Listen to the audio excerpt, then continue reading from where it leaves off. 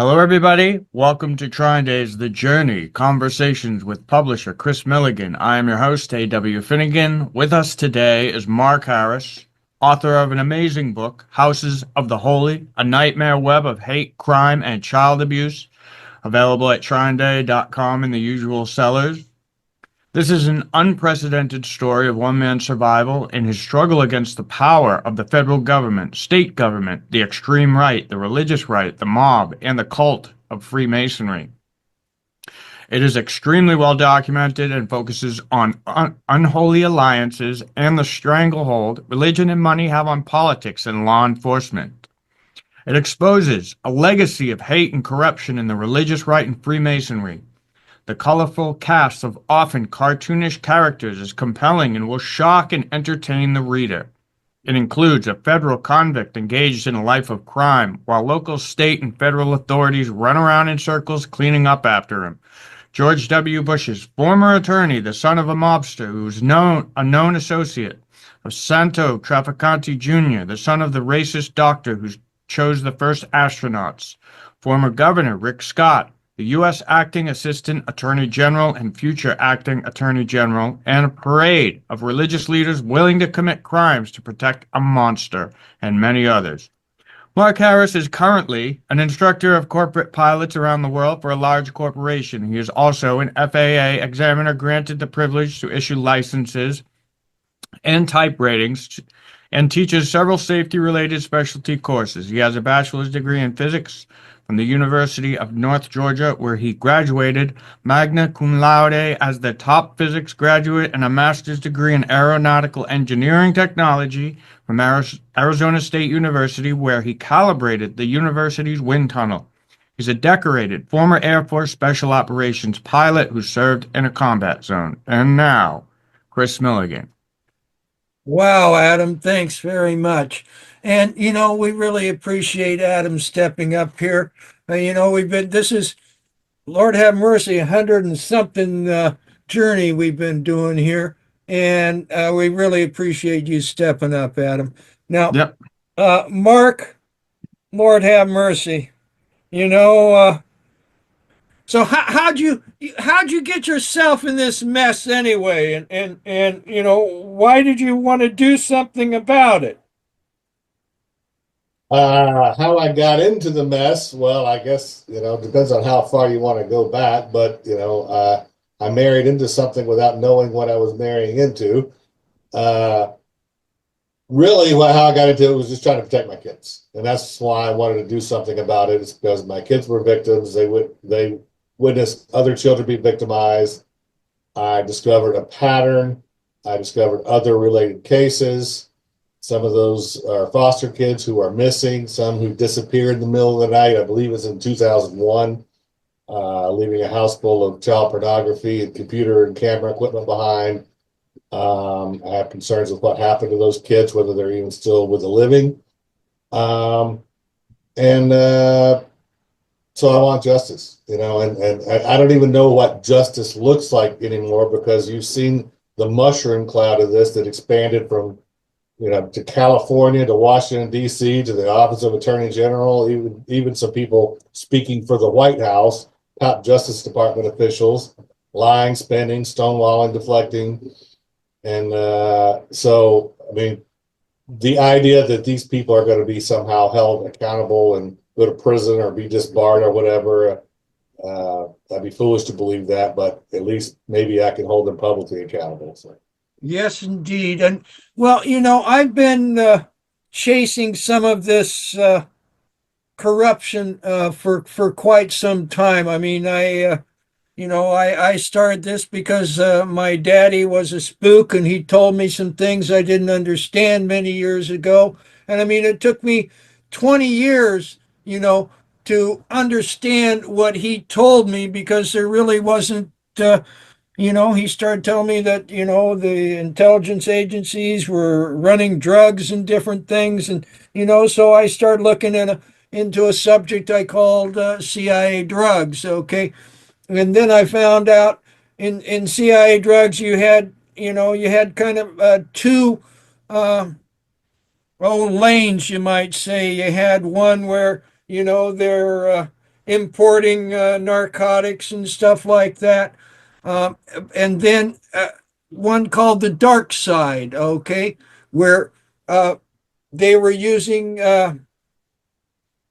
technology. Really, it's a technology that generally started in Europe and then got brought over here through the military, and then it was in academy for a while. And because where this was happening, Mark, you were in Niceville, Florida, up there in the Panhandle, okay?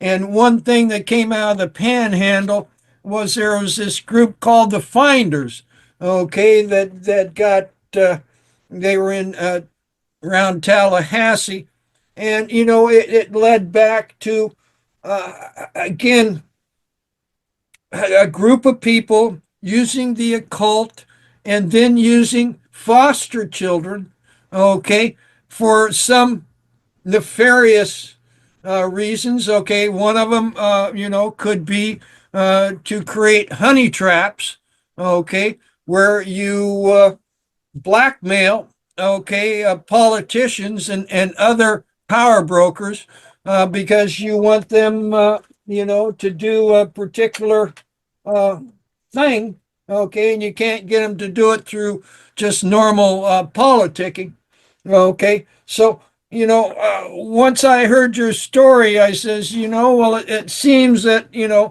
it's a continuation of this particular corruption, which is, well, Lord have mercy, rather insidious because, I mean, they're corrupting children, okay, and using children for political purposes. And, it's just beyond the pale. And, we did the book Franklin Scandal, which uh, was had that involved with it, where they were corrupting children to be used for honey traps. And then the stuff that happened to you and that you document in your book is just beyond the pale. And I mean, what did you think when it started? Well, I didn't know what hit me, because first I thought it was a church cover up, you know. Then, local and state officials got involved. When it finally rose to the point of the feds lying to me, the FBI, the ATF lying to me, and that's the point I realized, something was terribly wrong here. I was being hung out to dry, and there was a federal cover up.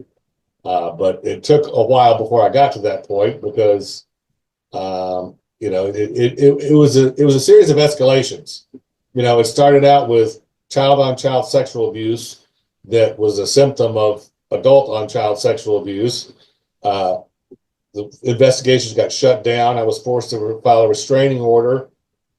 That got repeatedly violated. That revealed the existence of this arsenal of weapons in the hands of a felon.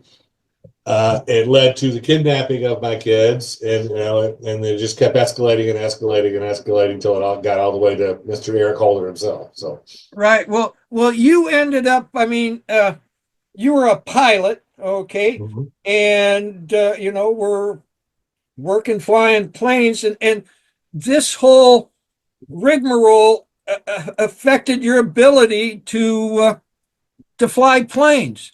And yeah. I mean, they brought the corruption into the mechanisms that license pilots. Right. Yeah. And now you just recently found out that one of these people that was involved in those machinations was having problems with his foster children, or what? The primary focal point. Explain how they went to take away your license. Well, okay. Keep in mind, this was after 8 or so plots to frame me in Florida that failed, and various malicious efforts to try to wrestle my kids away from me and put them in the hands of their abuser by state officials and local officials. They came up with a backup plan and went after my career. My nemesis in the story, the antagonist, you want to call it, Mr. Mike Nobles, who was at the time holed up hiding in Guyana, South America, emailed my employer with this long laundry list of false allegations. And so this HR representative forces me to go get an evaluation with who he claims was the company doctor. I found out later that the company didn't have a doctor. This was a hand-picked doctor who happened to have a bunch of Masonic stuff on his walls. I found him on a list of officers at the Roswell Masonic Lodge later, and John Birch Society right-wing literature all over his lobby. So I had to go to this guy for an evaluation and subject me to a urinalysis, a drug and alcohol test, which is completely illegal under FAA rules because there was no reasonable suspicion. To do that, they would have had to see me appear and smell of alcohol, appear under the influence at work to justify that. They sent me for this evaluation 2 months after they got an email from a federal convict holed up in South America. So anyway, so obviously there was no reasonable suspicion, but I passed it, of course. In fact, I had taken a break from drinking just for personal reasons, nothing to do with any addiction problems. And I hadn't even drank in 2 years at the time. So then this doctor makes me go see a psychiatrist for an evaluation, which there was no justification for either. And this psychiatrist happens to, he's on social media with racist comments about Barack Obama, pro-CIA torture, Islamophobia. He made commentary in the Atlanta Journal-Constitution opposing Obamacare and another extreme right-winger. So I had my evaluation from him, fly back home to Florida the next day. I'm locked in a holding cell for 6 days, held without bond, pending a psychological evaluation. I'd already had 2 at that point. Ended up with 5, including a full battery of testing by a woman who's well known in Washington, D.C. for her credentials, and I passed all of them with flying colors, and all the substance abuse evaluations, and ended up with then this woman in Oklahoma City from this fundamentalist Freemason family plans to fake DUI my record. So a woman who, I don't want to be mean, but I believe suffers religious delusions because she thinks she's seen angels. Okay, that's in her own words. She plans to fake DUI my records. And so I get a letter in the mail saying my application from the previous January for a medical certificate had been denied because it disclosed alcohol abuse. Well, it didn't disclose anything because there was nothing to disclose. I still got a copy of the application, and the application legally didn't even exist anymore because it had been 60 days and it had already been approved. So it was all smoke and mirrors. Completely bypassed all the laws, rules, and regulations. Everything after that was CYA. They dredged up this old sealed arrest from 1998 and a military board of inquiry that resulted from it to cover their tracks with dirty laundry. But keep in mind, that was all already after the fact. That was after they had nullified my medical certificate through fraud. And speaking of which, this HR representative, it turns out, he's been raping his foster kids. At least that's what he's been charged with. Another guy from a right-wing evangelical or fundamentalist family, all of his relatives it's Jesus, Jesus, Jesus, Trump, Trump, Trump on their Facebook feeds. He's got a relative who's a corrections officer. His father-in-law was a police chief and a Shriner and a big shot in the Freemasons. He had an aunt who was a member of the Order of the Eastern Star. His father was a military veteran. 2 relatives who founded ministries, and found one record that says he was a pre-theology major in college. So another creep hiding behind religion, raping foster kids, just like Mike Nobles, my nemesis in the book. Right. Nobles foster kids, the state of Florida has stated twice in writing, never existed. No record, they say. but that's a whole other story of his whole life of crime being erased. So No, I mean the corruption that you ran up into was quite the buzzsaw. And now, one thing we want to say here too. I mean, not all Masons, not all John no, no, Birchers, not all evangelicals or Christians are into this absolutely not. I corruption. agree. I agree. Okay. But people that are doing corruption often use um, these organizations to facilitate their corruption and their cover up and their ability to operate. Okay. Because again, with Masons, if somebody, a quote unquote brother, asks you to do something, you're supposed to do it, even if it's suborning, perjury or breaking the law. You're supposed to do that. So organizations like that lead themselves to having corruption. Now, somebody could just say, you're just a disgruntled guy, and it's all about divorce, and it's just a custody battle. What do you have? And then also there's people that have think that you were just so naive, and you should have just walked away the first time that you felt that there was any corruption going on. And what do you say to those people that say that? Well, in terms of the custody battle, that I put that up there with the list of I call them Goebbels lies. You have Joseph Yeah. Goebbels, the propaganda. You repeat it often enough. Mike Nobles, Mike's father-in-law, his family, his church, these state child protection investigators, this Niceville police officer, desperately, and some religious leaders at churches I was going to, tried to bully, harass, intimidate, bait me into getting into a divorce and custody battle. Meanwhile, the same time they were trying to discredit the children by claiming there was a divorce and custody battle going on that didn't exist. So they were fanning the flames. And the problem is the actual records. I have the actual records. I have overwhelming proof of crimes committed by public officials, falsifying reports. And the big one is obstruction of justice. If somebody's accused of a crime and you give that person an alibi, you're obstructing justice. You lie and give them an alibi. FBI agent Timothy Kennard did that. He lied to give Mike Nobles an alibi, and he's an FBI agent. Remember the email about the little rat hole in his bathroom that he was crawling to his attic. He claimed he called up this woman who verified Mike Noble's story. Well, the woman's never spoke to anybody at the FBI before. He made that up. They also, both the ATF and FBI claim, there's a gray area in the law. He can have machine guns. It's okay. Well, there's no gray area in the law. I'm not a fool. I can do my legal research.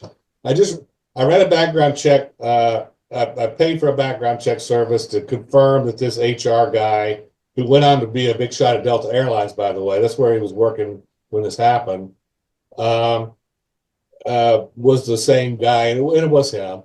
But since I signed up for the service, I ran one on me. I have a sealed court case from 1998 that has been released to the public by the state of Florida in retaliation against me. Okay, that's a crime. Ran a background check on Mike Nobles, who's a federal convict, was plotting against the government in 1986. No record of anything in his background check. Now, you can't seal a federal conviction, but it's not showing up on the background check.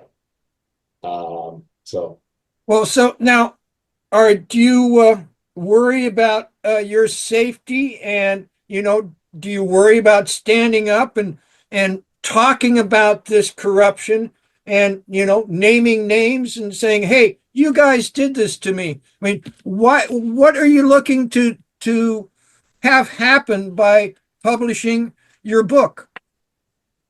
Well, of course, I want accountability, but I also want to expose their tactics so in hopes that it can prevent this from happening to other people. And I'm sure it's happened to other people. This method they used to deprive me of my medical certification was devised by Dr. Michael Berry, former NASA doctor who went on to become the top doctor at the FAA. His father chose the Apollo astronauts, who were all Freemasons, by the way, as you know. But anyway, it's called the Berry Scheme. It was featured in the Washington Times. It's also in the San Francisco Chronicle. It's a criminal scheme. It's racketeering, is what it is, and it's fraud. And he's been in the national press for it, but nobody did anything about it. But I know from reaching out to other people, there have been a number of victims of Dr. Berry and that scheme who were whistleblowers who lost their careers because that was the way of shutting them down, was stripping them of their medical by making stuff up.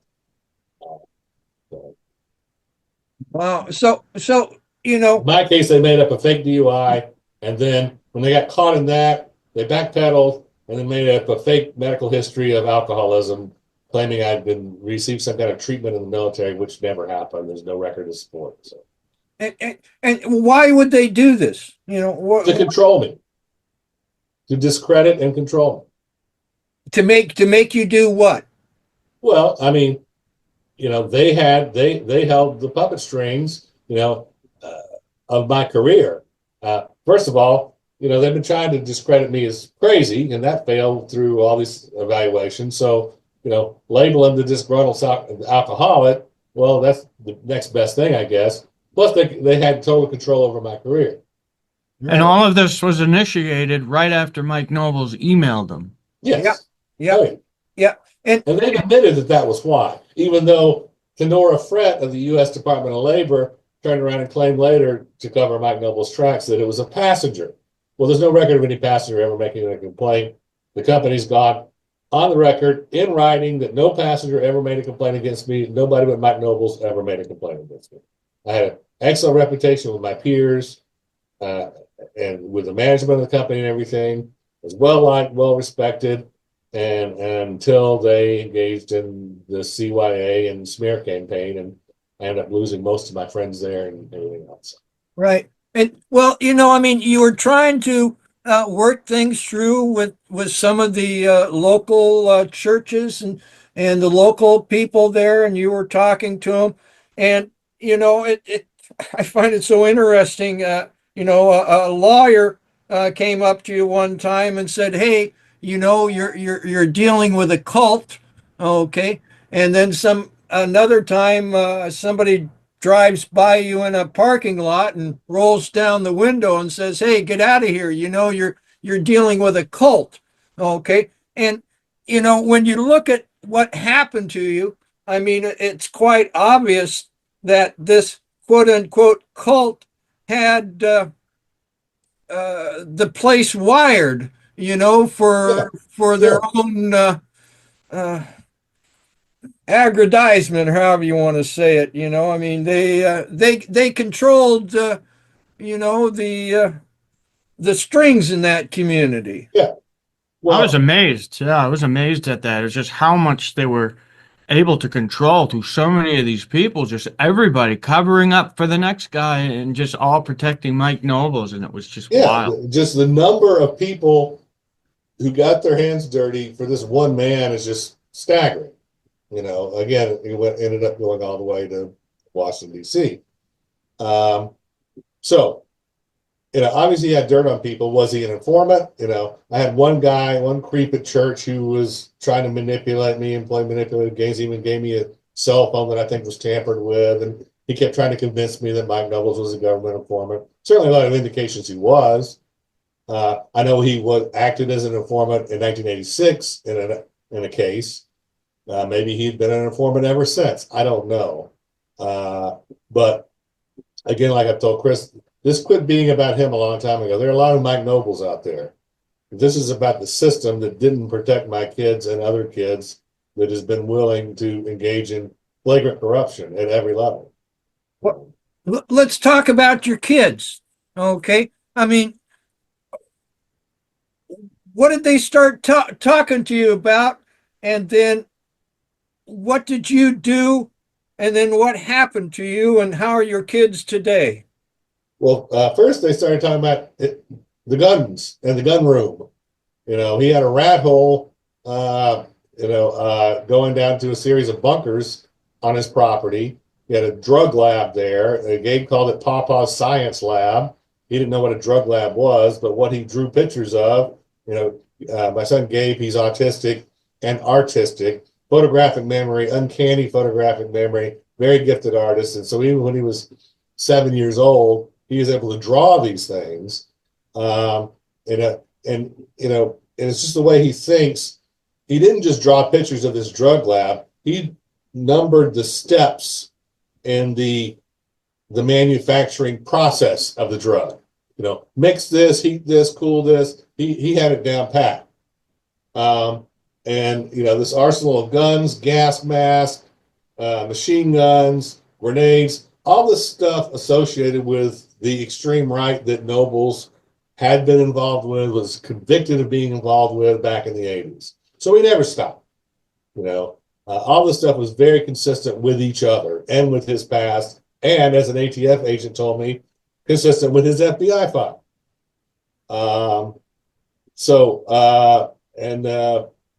And then eventually they told me about witnessing murder. Your kids witnessed murders. Yeah. So I tried to report the guns. They refused to take a report. They tried to frame me for false reporting again. The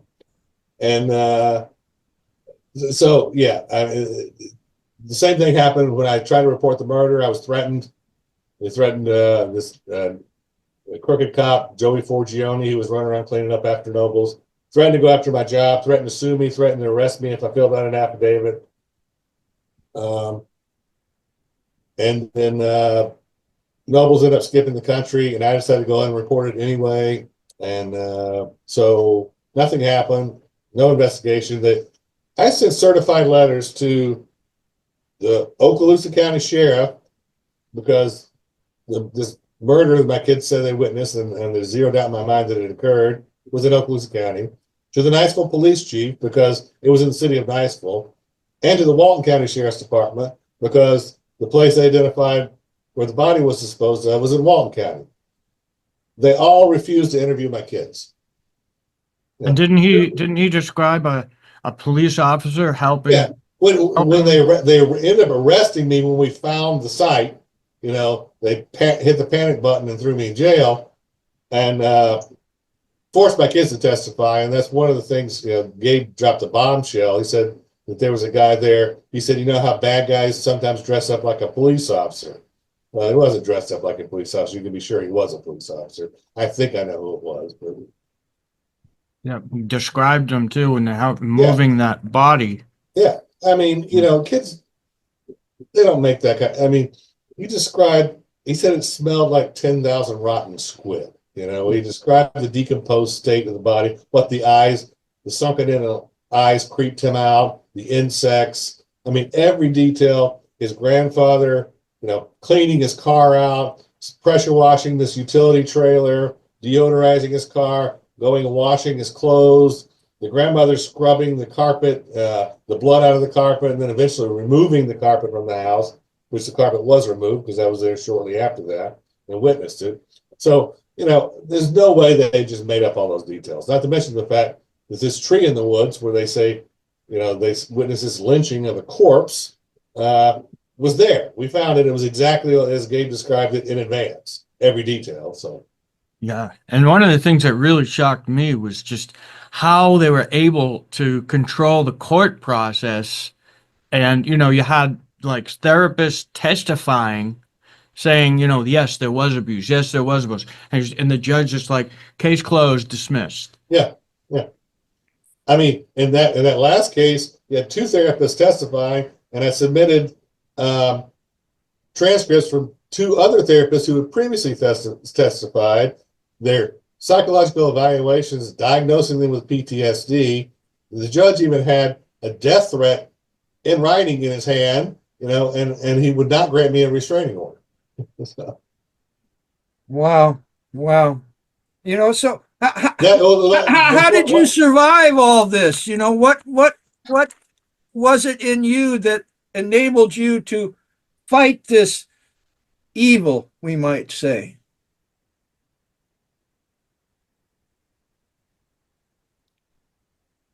my kids. Yeah. Oh yeah.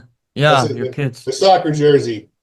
They never got to play soccer again. This little trophy. Um, they were too shell shocked. I tried to get them to go back. They just ran, cried, screamed. Karate was the same way. Their lives were altered forever. But yeah, I couldn't quit as much as I may have felt like it and been overwhelmed because I had to keep fighting for them. So, And how are they today? considering good, years and years of therapy, probably I think maybe 5 combined involuntary hospitalizations, uh, uh, different medications. They're both off medication. Gabe only sees a psychiatrist every 6 months now. Toby went through a real bad rebellious phase, stealing, vandalizing, and booze and drugs and everything else. But he's straightened up and been working hard. Hadn't missed a day at work. He's been working for about 6 months now. I have to drop it out of school. I got him to go back and finish. So it's been a slog. But Gabe's working part time. He's 3 times Social Security Administration has reviewed his case and 3 times approved him for disability for PTSD for caused by crimes that the government has covered up. Along those lines, the Florida Attorney General's office reviewed their records and deemed them crime victims and approved them for crime victims compensation. They received treatment through Lutheran Services through a crime victims program that's funded by crime victims compensation. An army of mental health professionals, multiple treatment programs, evaluations, everybody 100% consistent, severe trauma, and they're all consistent about where it came from. So, Right. Well, they were awfully lucky to have you as their father, you know. Adam, any other comments or things you want to say here? Yeah, I mean, so if anybody, for all the viewers, I read this book, like I just finished it last night, and I was just amazed. I was shocked that things could be that controlled.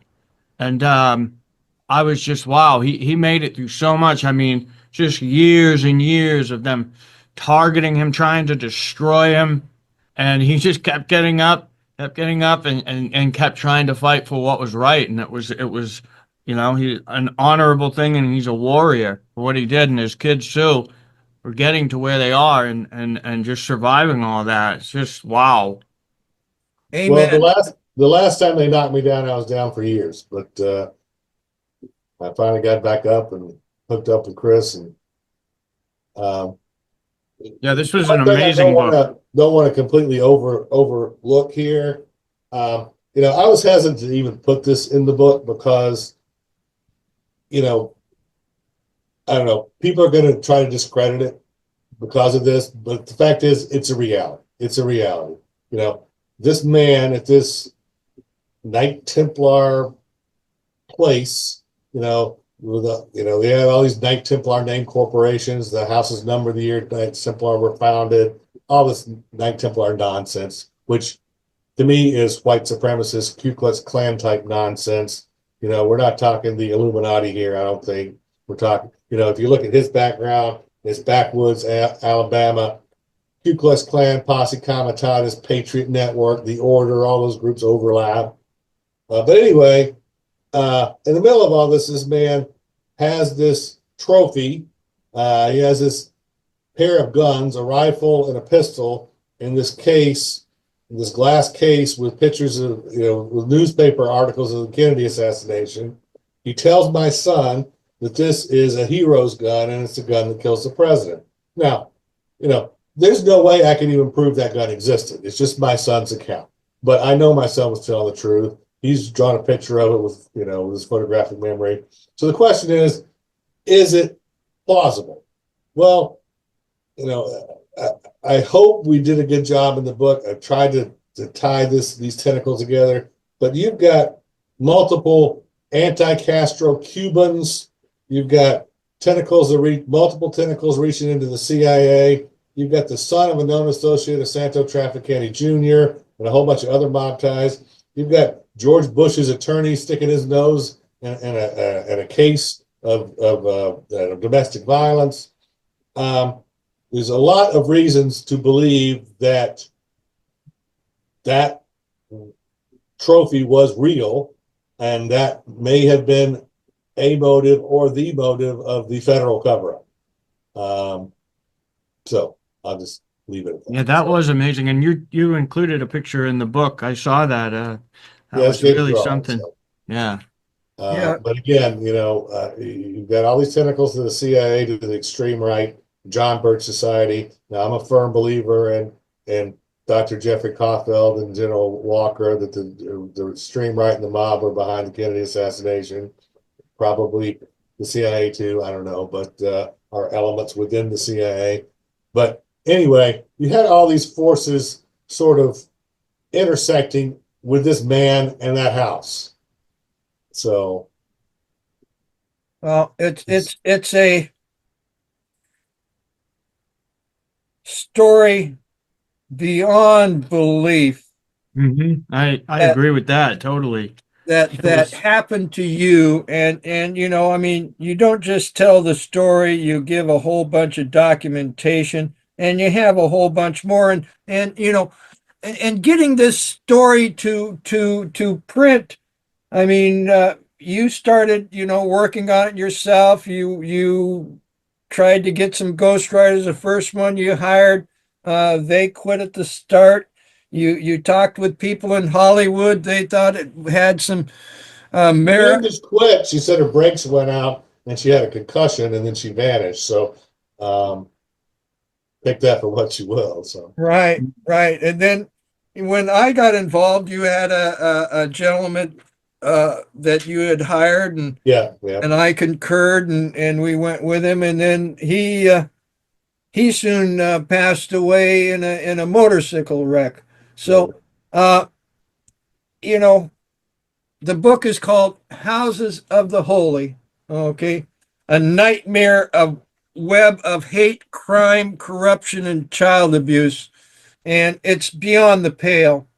And Well, just so people know, it's not just me. Their school principal at the Christian school they went to said she never seen anything like this. She never seen a case where she made a report to the abuse hotline and nobody responded. The attorney that I had, the attorney you referenced, who said I was dealing with a cult, that my life was in danger. She never seen a case where somebody flagrantly violated a restraining order over and over again, and the judge wouldn't do anything about it. Of course, the judge ended up giving him his guns back as a felon too. The medical doctor made 2 reports, never seen anything like it. Nobody responded. The therapist who made 2 reports, same thing. Court reporter in that case, that sideshow with Judge Gary Bergosh, said she never seen anything like that court proceeding before. The director of the Santa Rosa County Kids House, it's a child advocacy center, that she'd never seen a case like this before.